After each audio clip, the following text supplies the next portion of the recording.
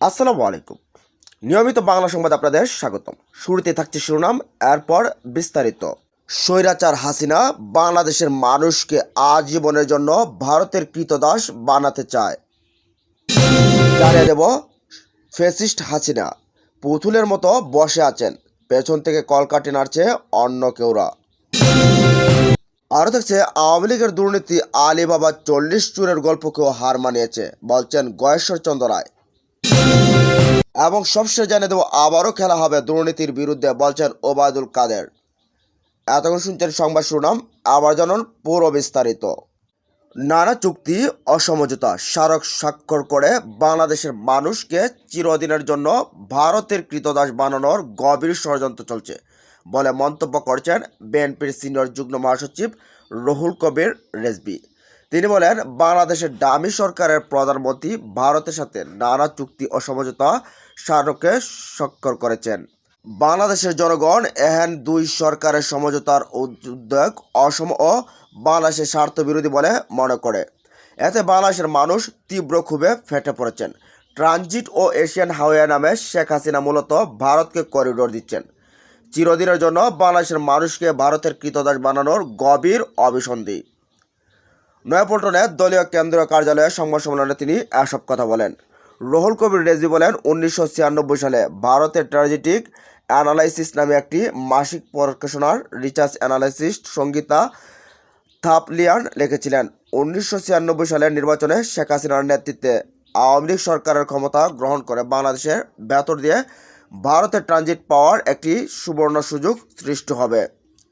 এর railway corridor স্থাপনে চুক্তি তারাই প্রতিফলন।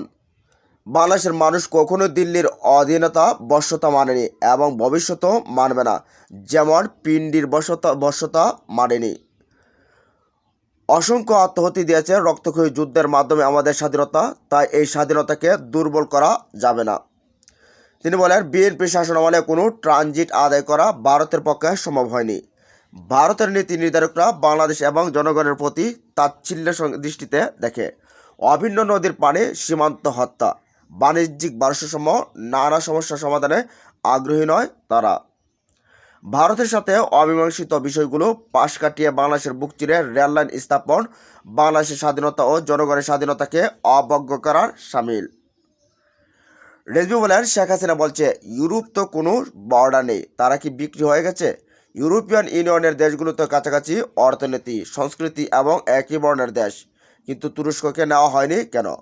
ইউরোপের সেনজেনের অন্তর্ভুক্ত দেশ, যাদের অভিন্ন মুদ্রা, ভিসা ছাড়াই গমনাগমন, বিচার ব্যবস্থা সহ এবং চাকরি বাকরির ক্ষেত্রে কোনো বাধা নেই, কিন্তু বেশ কিছু পূর্ব ইউরোপের দেশ এবং এর অন্তর্ভুক্ত নয়।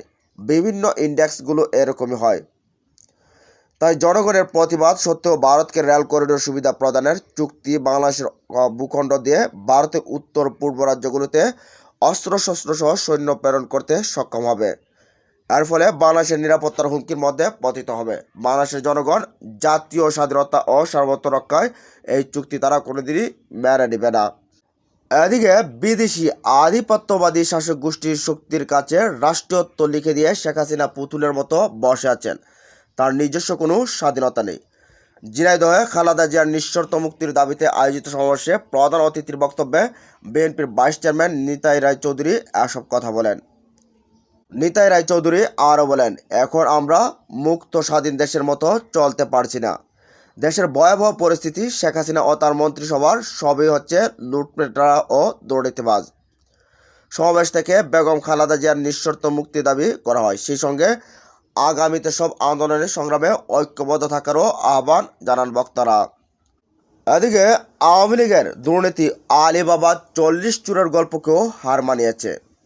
আওয়ামী লীগের দুর্নীতি আলিবাবা 40 চুরের গল্পকেও হার মানিয়েছে বলে মন্তব্য করেছেন জাতীয়তাবাদী দল বিএনপির স্থায়ী কমিটির সদস্য গয়েশ্বরচন্দ্র রায়।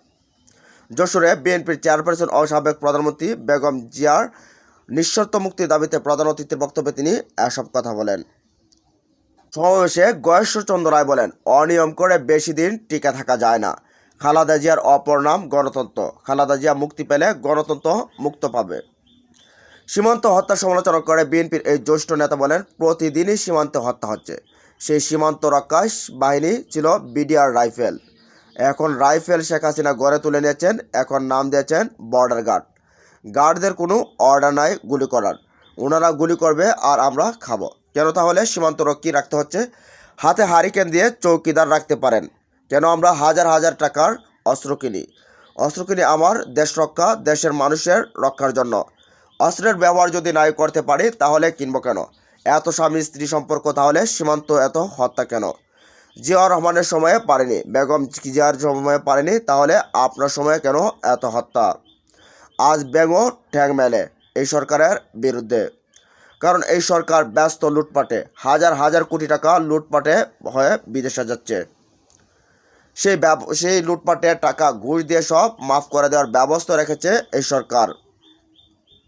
সরকার উন্নয়ন আর দুর্নীতি সমালোচনা করে গয়েশ্বরচন্দ্র রায় বলেন, উন্নয়ন তো দয়ার দান নয়, উন্নয়ন কি রিলিফ জনগণের কাছে? উন্নয়ন জনগণের অধিকার, জনগণের টাকায় এই উন্নয়ন হয়। উন্নয়নের কথা বলে একটা প্রজেক্টের নামে সরকার হাজার হাজার কোটি টাকা লুটপাট করছে।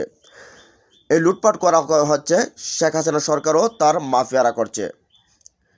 এই মাফিয়ার সর্দার কে? শেখ হাসিনা। এই সরকারের কাছে অর্থনীতি বলে কোনো নীতি নেই, এই সরকারের কাছে আছে শুধু দুর্নীতি। এই মাফিয়া আরও দুর্নীতির সরকার ব্যবস্থা জনগণের মঙ্গল তো দূরের কথা, দেশটাও রক্ষা করতে পারবে না। এদিকে আবারও খেলা হবে দুর্নীতির বিরুদ্ধে। আওয়ামী লীগের সাধারণ সম্পাদক ওবায়দুল কাদের বলছেন, আবারও খেলা হবে দুর্নীতির বিরুদ্ধে, লুটপাটের বিরুদ্ধে, অর্থ পাচারের বিরুদ্ধে। বাংলাদেশকে দুর্নীতিমুক্ত করতেই হবে। শেখ হাসিনার অঙ্গীকার আমরা অক্ষরে অক্ষরে পালন করে ছাড়ব। বুধবার বিকেলে আওয়ামী লীগের ৭৫তম প্রতিষ্ঠা বার্ষিকী উপলক্ষে সাভারের হেমায়েতপুরে আয়োজিত আলোচনা সভায় প্রধান অতিথির বক্তব্যে তিনি এসব কথা বলেন। সড়ক পরিবহন ও সেতুমন্ত্রী কাদের বলেন, একটা কথা বলি, মন্ত্রী যদি সৎ হন, সচিব যদি সৎ হন, ওই মন্ত্রণালয়ে দুর্নীতি হবে না। আমরা প্রতিনিধিরা সৎ হলে দুর্নীতি পালিয়ে যাবে। তিনি বলেন, রেমিট্যান্স বেড়ে যাচ্ছে, দেশের উন্নয়ন হচ্ছে, ভয়ের কোনো কারণ নেই। বঙ্গবন্ধু শেখ মুজিবুর রহমানের পর শেখ হাসিনার মতো এত সৎ ও নির্ভীক নেতা আর এদেশে নেই।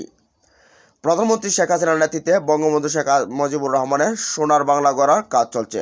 তিনি বলেন, স্বৈরাচার, অন্যায় আর দুর্নীতির বিরুদ্ধে আমরা সোচ্চার, দুর্নীতিবাজরা পালিয়ে যাবে। সে সময় ঢাকা জেলা আওয়ামী লীগের সভাপতি বেনজির আহমেদ, সভাপতি ও সাধারণ সম্পাদক পনিরুজ্জামান তরুণের সঞ্চালনায় এ সময় প্রধানমন্ত্রীর বেসরকারি শিল্প ও বিনিয়োগ উপদেষ্টা সালমান এফ রহমান, আওয়ামী লীগের সভাপতিমণ্ডলীর সদস্য অ্যাডভোকেট কামরুল ইসলাম, ঢাকা জেলা পরিষদের চেয়ারম্যান মাহবুবুর রহমান, সাভারের সংসদ সদস্য সাইফুল ইসলাম, সাভার উপজেলা আওয়ামী লীগের সাধারণ সম্পাদক মঞ্জুরুল ইসলাম রাজীব ও অন্যান্য নেতৃত্ববৃন্দ সেখানে উপস্থিত ছিলেন।